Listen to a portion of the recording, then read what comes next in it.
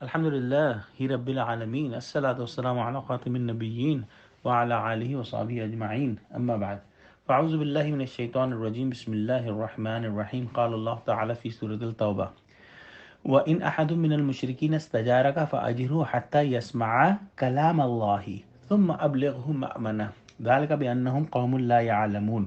ترجمہ: اور اگر کوئی مشرک تم سے پناہ کا خواستگار ہو تو اس کو پناہ دو یہاں تک کہ کلام اللہ سننے لگے، پھر اس کو امن کی جگہ واپس پہنچا دو، اس لیے کہ یہ بے خبر لوگ ہیں۔ اس آیت مبارک میں اللہ سبحانہ وتعالی نے واضح طور پر قرآن کو کلام اللہ کہا ہے۔ کلام اللہ کی صفت ہے، گویا قرآن اللہ کی صفت ہے۔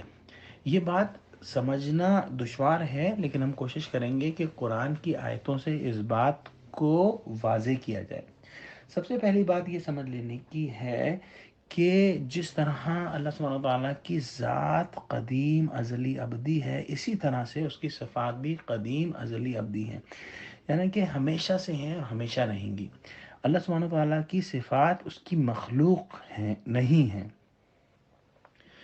ذات و صفات کے سوا تمام چیزیں حادث ہیں، یعنی اللہ سبحانہ وتعالیٰ کی ذات و صفات کے سوا نہ پہلے کوئی چیز تھی، نہ پھر کوئی چیز رہے گی، لیکن اللہ سبحانہ وتعالیٰ کی ذات و صفات ہمیشہ سے ہیں اور ہمیشہ رہیں گی۔ مشکل مسئلہ یہ ہے کہ ذات و صفات باری تعالیٰ میں کیا نسبت ہے۔ اللہ سبحانہ وتعالیٰ کی ذات و صفات کی نسبت کو بیان کرنے کے لیے علماء نے ایک فارمولہ بنایا ہے جو کہ بہت مفید ہے۔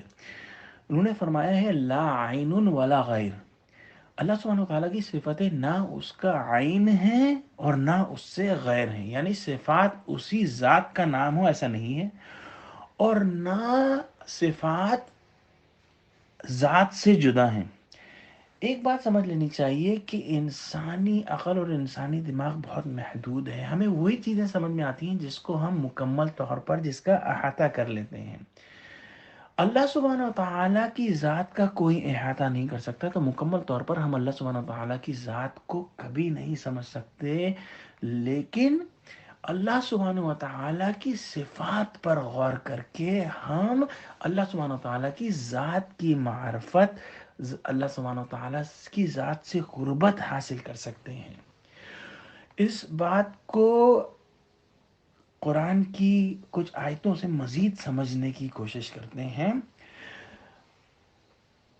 سورہ اعراف کی آیت نمبر 143، بسم اللہ الرحمن الرحیم وَلَمَّا جَاءَ مُوسَىٰ لِمِيقَاتِنَا وَكَلَّمَهُ رَبُّهُ قَالَ رَبِّ أَرِنِي أَنظُرْ إِلَيْكَ قَالَ لَن تَرَانِي وَلَكِنِ انظُرْ إِلَى الْجَبَلِ فَإِنِ اسْتَقَرَّ مَكَانَهُ فَسَوْفَ تَرَانِي فَلَمَّا تَجَلَّىٰ رَبُّهُ لِلْجَبَلِ جَعَلَهُ دَكًّا وَخَرَّ مُوسَىٰ صَعِقًا فَلَمَّا أَفَاقَ قَالَ سُبْحَانَكَ تُبْتُ إِلَيْكَ وَأَنَا أَوَّلُ الْمُؤْمِنِينَ۔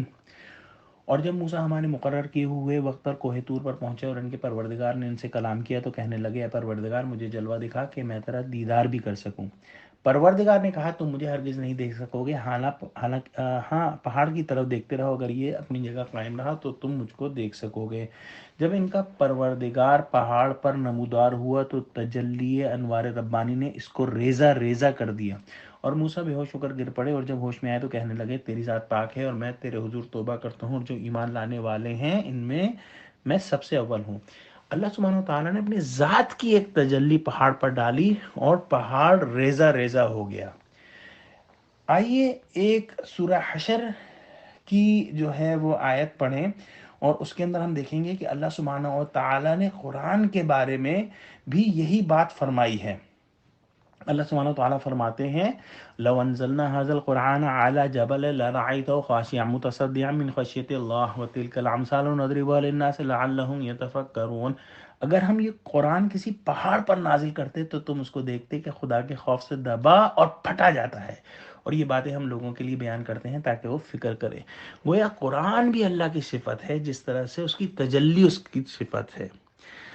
اللہ سبحانہ وتعالیٰ سے دعا کرتے ہیں کہ اللہ سبحانہ وتعالیٰ ہم کو قرآن پڑھنے، سمجھنے اور اس پر عمل کرنے والا بنائے اور ہم کو قرآن کا فہم عطا فرمائے۔ وآخر دعوانا عن الحمد للہ رب العالمین، والسلام علیکم ورحمۃ اللہ وبرکاتہ۔ سورہ اعراف کی آیت نمبر 143 میں 2 دفعہ لفظ ربہ ہے اور ایک دفعہ میں نے غلطی سے ربہ پڑھ لیا، اللہ تعالیٰ مجھے معاف فرمائے۔